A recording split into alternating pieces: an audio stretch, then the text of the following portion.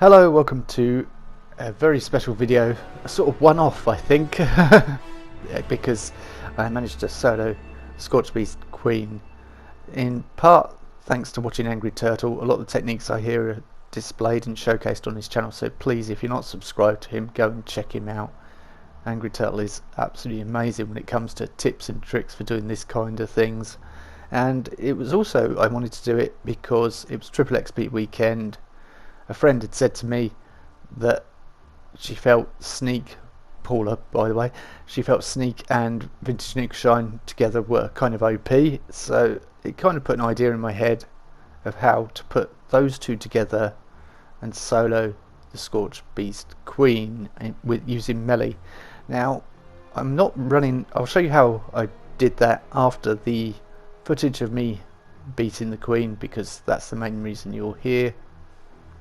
So without further ado, let's get into the battle.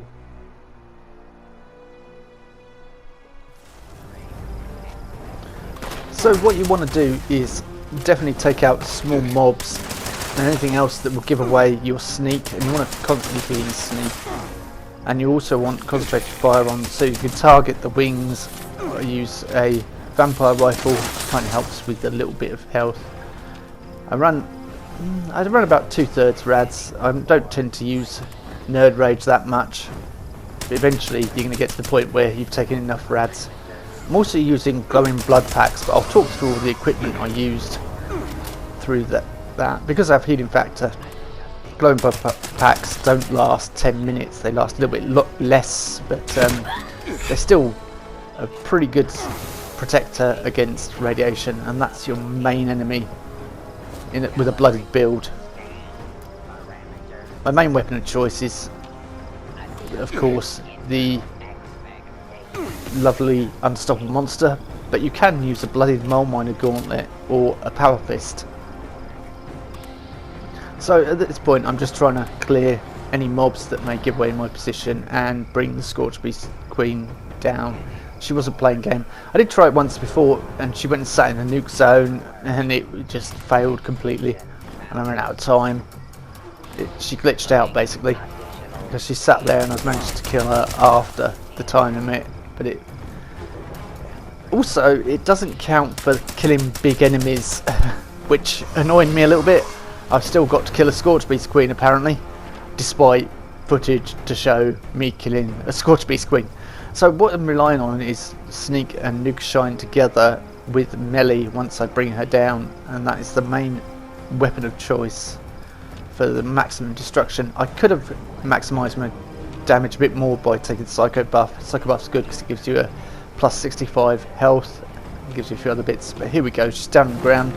So you want on your quick select your Nuke Shines, things like that, perhaps having a glowing blood pack on there. Also I've got quantums for healing, but we'll talk through all the aid and everything else I was using. So yeah, you want to hit her in the head if you can, but she just wasn't playing ball for me at the moment, and I had another Scorchbeast around and a few other things giving away my position, so I'm not doing maximum damage. There's a Scorch there. Let's deal with him quickly. And there, I'm hitting near 10,000 damage, but I'm also nearly dead. So at this point I'm thinking I might as well let myself die. I'll take a couple of hits.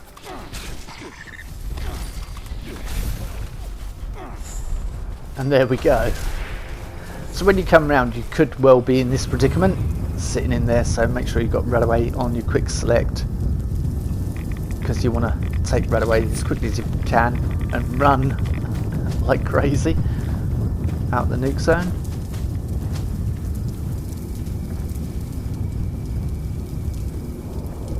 Yeah, I probably didn't need to take that other Radaway, but yeah, I was sort of panicking a little bit because it's the first time I ever done this solo, so it was a lot of adrenaline and things, so I did make a lot of mistakes. I could probably do it quicker and more efficiently, but always clear the mobs.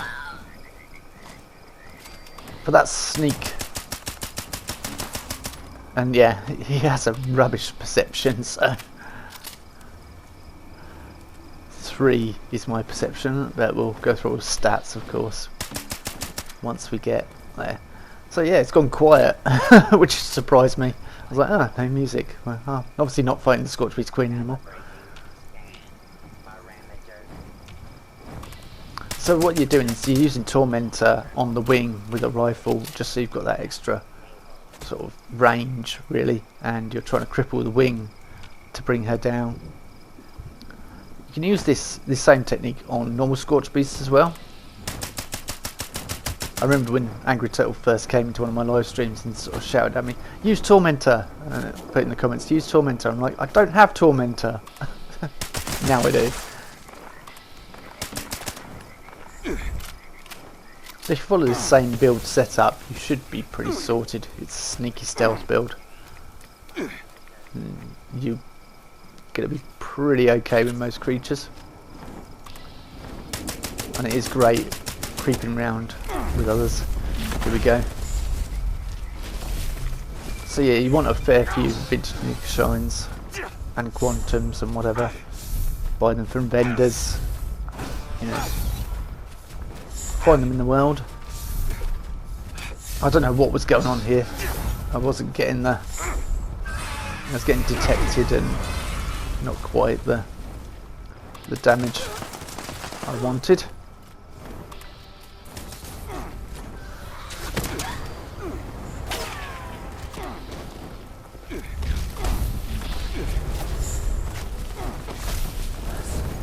And yeah, Rad Scorpion got me. Back in familiar territory in a nuke zone, having to take Rad away. And losing my bearings. Quick north. Being careful not to fall in any unsuspecting holes. So that could be the end of it, really.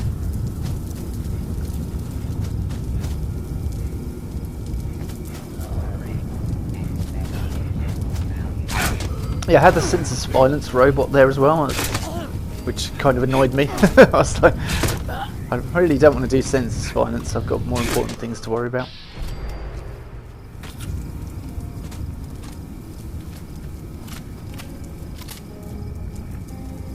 I'm quickly over. I think my glowing blood pack had run out. It's probably best to keep that on your quick select, to be honest with you. I know, disease. Yeah, you really don't want, although you really don't want diseases. You can get the blight really easily around here, and you definitely don't want the blight because it's a -2 on all stats. But yeah, I tend to use nuke shines, quantum, sorry, for AP refresh and that sort of thing. It helps. It's an instant AP regen, and it can help with a little bit of healing as well.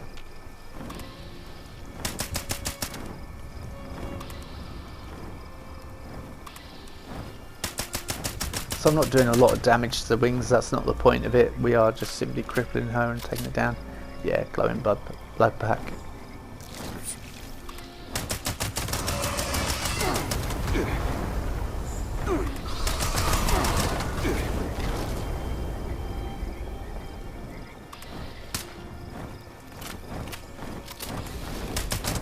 Here she comes.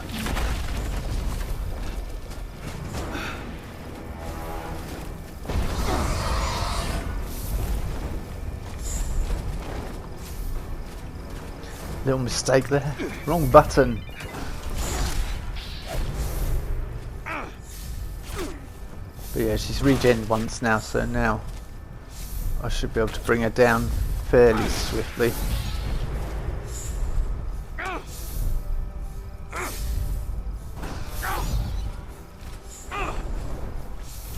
Providing I don't die really quickly.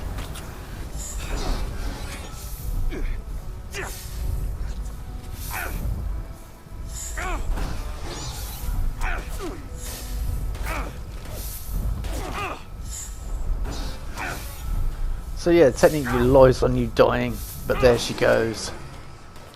Which you probably think is a bit strange. And now it's like, I don't want to teleport away. So it's time to let myself get defeated. Event completed though. Scorched Earth. So let's get into the build, and it's Barbarian level 3, Iron Fist level 3, Blocker level 3, Incisor level 3, Martial Artist level 3, Concentrated Fire at level 1 so you can target those wings, Glow Sight at level 2, Life Giver at level 4, and mixed with Class Freak at level 2. Those two together give you a little health buff, and it also works with Nuka Shine I found, and it's quite a nice buff. You may have seen my health jump up during the battle. Fireproof at level 1 to minimise the damage, Radical obviously to maximise your strength damage, Low Wanderer to reduce the damage, Nerd Rage, Makeshift Warrior all at maximum level, Through Hiker just so I can carry all those chems and things I'm using, Ninja, Sneak and Escape Artist just to help out there, Bloody Mist, Tormentor to damage the wings, Ricochet to minimise a little bit of damage, Class Freak level 2 which I mentioned, and of course Starch Genes to keep all those mutations intact. And that's the build I'm running, but we will be going on to the mutations now, which I have a fair few. The equipment I'm using as well, we'll look at that, and it's all the sort of standard stuff I carry. So I have Adrenal Reaction, Electrically Charged, Grounded, Healing Factor, Marsupial, Plague Walker, Scaly Skin, Speed Demon, Talons, Twisted Muscles and Unstable Isotope. Now you don't need Unstable Isotope necessarily for this, but it's just one I kind of like. So this is my standard equipment, a minigun, pistol, but I didn't use either of those, so they're kind of not relevant to the battle, and I will be doing a video about the pistol. If you can't get Unstoppable Monster, may I recommend this? A Blooded Mole Miner Gauntlet would be an ideal substitute. A Gamma Gun to control those rads. Unstoppable Monster, of course, if you can't, but like I say, if you can't get that or a Power Fist, a Mole Miner Gauntlet or Power Fist, and this Vampire Rifle with explosive bullets, just to maximise that little bit of damage. Although explosive bullets aren't necessarily good because they can stagger the creature. And unyielding on all the limbs, you can stop the video and look at the stats if you wish to see what I'm carrying on there. I have got some sneak bonuses as well on there, become harder to sneak, to detect while sneaking, +1 strength, that sort of thing.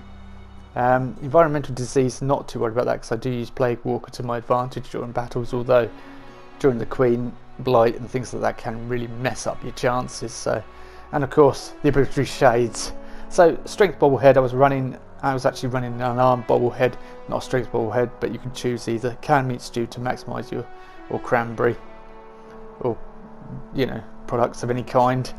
And then of course the glowing blood pack, which was essential, and as you saw it didn't last a full 10 minutes that it's supposed to run, but it did definitely help me out no end in that battle. Quantums for the AP, regen. Yeah, it's pretty straightforward really. Psycho buff, if you've got that, I would recommend using that because it gives you a health regen and bonuses on strength, and of course vintage Nuka Shine. If you haven't got vintage Nuka Shine, you could use whiskey or vodka. Vodka gives you a little bit of a health regen boost as well, but I wouldn't recommend it because you would probably use Party Boy or Party Girl to try and maximise the damage you're going to be doing from the alcohol, and it's going to take you a lot longer, so you're going to need to carry a lot more, and it's just going to be a bit more of a pain. I would definitely recommend brewing yourself a good 5 or 6 or 7 or 8 Nuka Shines and taking them with you.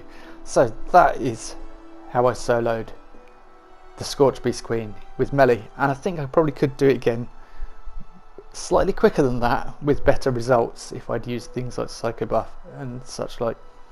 But for now, thank you so much for watching, and I was really pleased to do this. I hope you've enjoyed the video, and I hope to see you in the next crazy thing we decide to do on this channel. I have some outtake videos I've been kind of working on, slowly putting those together. Stay tuned for those, and thank you. Bye bye.